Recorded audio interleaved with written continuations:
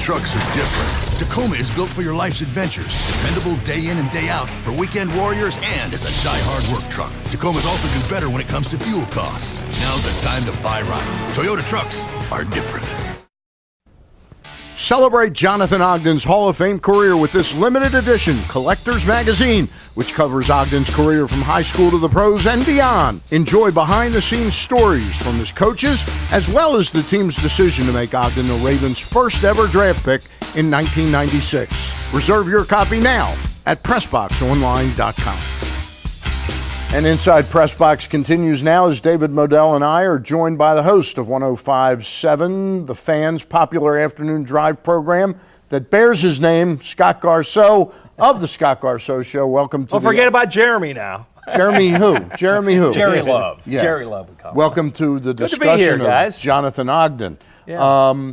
You had a unique perspective because you're the one that when J.O.'s eligible, when you guys all meet in at the Super Bowl, you're the one that makes the presentation in front of all the other writers and assembled media. It was the best of times. It was the worst of times in New Orleans. And David knows I'm a champion of his father. And, of course, Art was a finalist, didn't get in, but then feeling great for J.O., who was there with a smile on his face. And J.O.'s always kind of a guarded guy. I mean, he's happy-go-lucky, but he never really is comfortable in the spotlight. That day he was beaming. He didn't mind the spotlight, and that was terrific. Was the discussion about Jonathan, because I'd like to keep it about that today because we're talking about J.O.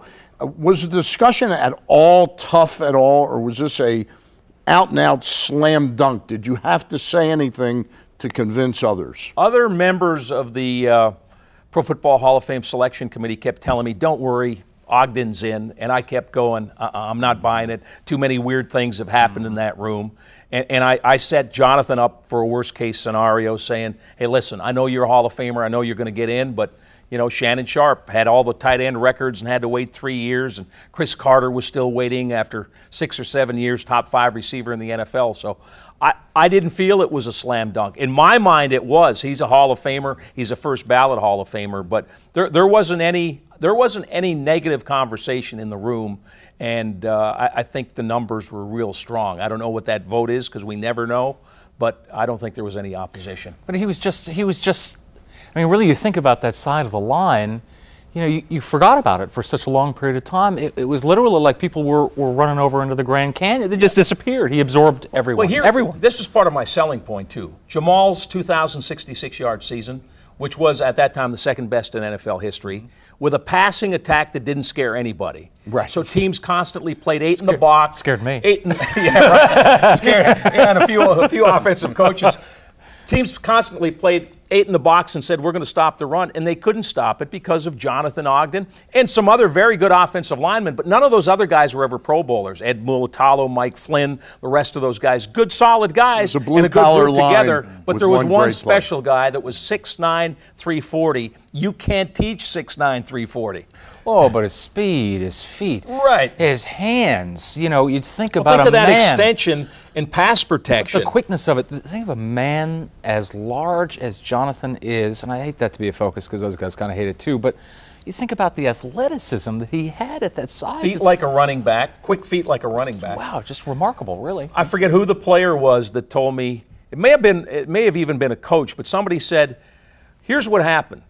Oh, it was Shannon Sharpe. He said, Jonathan was better than you were if you were against him. He was better than you, and he's also smart, and he knew that your A game wasn't going to work, so you would have to go to plan B. And when you went to plan B, he was already waiting for plan B because he knew A wasn't going to work. And Shannon Sharpe played with Gary Zimmerman for a lot of years in Denver, a Hall of Famer. And he said Gary was a very gifted player and deserves to be in the Hall of Fame, but J.O. was on a completely different level. David had mentioned that play where the aha moment where he saw just how good Jonathan was. Do you remember one particular play, that play, where you said, man, is this guy something? Or where Matty said, look at how he did this. I think Matty was pretty good barometer because, remember, he played with Jim Parker, who was the man of that era. Yep. Top-notch, bigger than the rest of them, stronger, faster. And Matty said, as good as Parker was, this guy is better.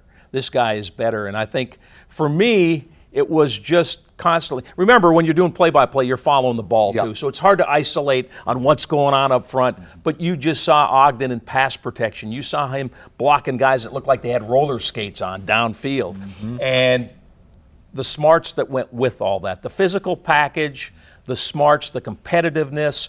J.O. was a pretty easy-going guy, but how many times did you see him come to the sidelines and slam that helmet down when the offense went 3 and out with 3 straight passes? Like, run the damn ball, because I can knock this guy back. I was on that sideline, and so you're dodging. You had to know where J.O. was coming off the field if you came off a bad series, because that was like a bowling ball, and you didn't want to be the 10-pin. That would hurt, is my guess. We've got a minute to finish up this discussion. Scott, you're going to hang with us for a little bit.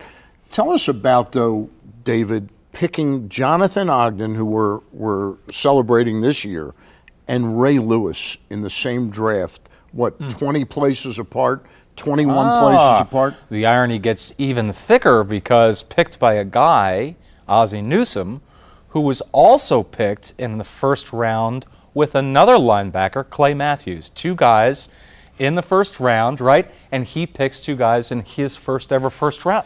That's kind of remarkable, right? When you think about, Clay Matthews plays for 17 years. Obviously, Wiz, really set the tone for the entire position for a long time.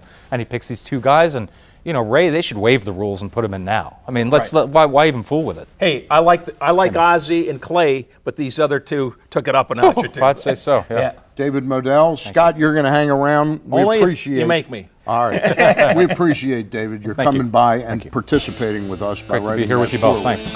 Great to share it. When we get back, we're going to be joined by Scott Garceau. He's going to stick around to talk about what's hot in the Baltimore sports beat, so don't touch that dial. Join PressBox for the second Thursday Sports Lunch Series at Padonia Station on August 8th. The featured speaker will be the Executive Director of the Maryland Office of Sports Marketing, Terry Hazeltine. Go to PressBoxOnline.com right now for all the details.